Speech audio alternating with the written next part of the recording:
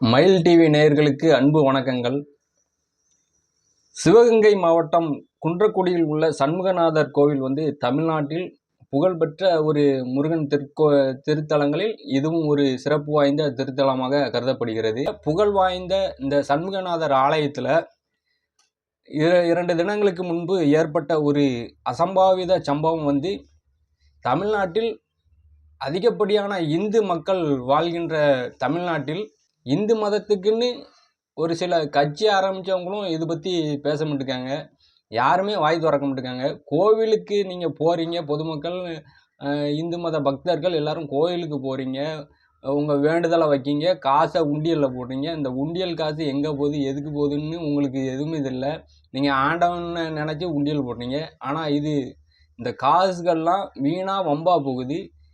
இதுக்கும் இந்த அசம்பாவித சம்பவத்துக்கும் எதுக்கு நான் பேச வந்திருக்கேன்னா, இந்த 2 தினங்களுக்கு முன்பு இந்த கோயிலில் உள்ள ஒரு பெண் யானை, சுப்புலட்சுமி என்று அழைக்கப்படுகின்ற ஒரு பக்தரால் இந்த கோயிலுக்கு அன்பளிப்பாக வழங்கப்பட்ட ஒரு பெண் யானை தீக்கு இரையாகி பலியாகியிருக்கு.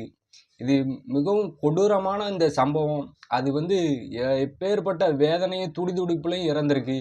இதுக்கு யாருமே எதுவுமே எந்த ஒரு இந்து மத கட்சி நடத்துகிறவங்களோ சரி, எந்த அமைப்புகளோ சரி, யாருமே இதை பற்றி கேள்வி எழுப்ப மாட்டேங்காங்க. எந்த கண்டன பதிவும் வைக்க மாட்டேங்காங்க. அப்புறம் இந்த யானை துடிதுடித்து இறந்திருக்கு. அந்த ஊரில் உள்ள அந்த குன்றக்குடி கோயில் சுற்று வட்டாரத்தில் இருக்கிற அத்தனை பொதுமக்களுக்கும் அது ஒரு செல்ல பிள்ளையாக இருந்த அந்த யானை தீயில் கருகி துடிதுடித்து இறந்திருக்கு. அந்த வீடியோவை பார்க்கவே கண்கொண்டு பார்க்க மனசே பொறுக்க முடியாமல் ஒரு துயர சம்பவம் நடந்திருக்கு. இது எப்படி நடந்தது, ஏன் நடந்ததுன்னு இது வரைக்கும் எந்த விசாரணையும் நடக்கா எப்படின்னே தெரியல. இது போன்ற அசம்பாவித சம்பவங்கள் இனி தமிழ்நாட்டில் எந்த உயிரில், அதாவது வாயில்லா ஜீவன்களுக்கு பாதுகாப்பு அளிக்கணும். அது அவ்வளோ பெரிய கோயிலை சார்ந்த ஒரு யானை இப்படி துடிதுடித்து இறந்திருக்கு. அதுக்கு எந்த ஒரு நடவடிக்கையும் இதுவரைக்கும் எடுக்கலை. எப்படி அந்த தீ பரவியது அப்படின்னு சொல்ல மாட்டேங்காங்க.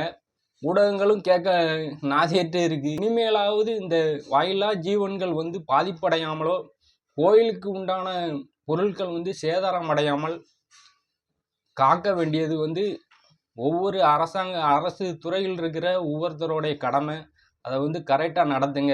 தமிழ்நாட்டில் ஜல்லிக்கட்டுன்னு ஒரு போட்டிக்கு பல அமைப்புகள் அதற்கு எதிர்ப்பு தெரிவிச்சு, இந்த பீட்டா போன்ற அமைப்புகள், இல்லை வாயில்லா ஜீவராசிகளுக்காண்டி இருக்கிற ப்ளூ கிராஸ், இவங்கெல்லாம் நீங்களாம் என்ன தான் பண்ணுறீங்கன்னு தெரியல.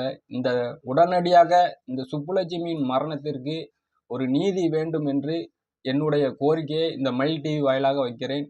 இது போன்ற அசம்பாவித சம்பவங்கள் இனிமேலும் எந்த வாயில்லா ஜீவன்களுக்கும் நடக்காமல் இருக்க வேண்டும். இப்படியாக சுப்புலட்சுமியின் மரணத்திற்கு ஒரு நீதியை வழங்க வேண்டும் என்று அன்புடன் கேட்டுக்கொள்கின்றேன்.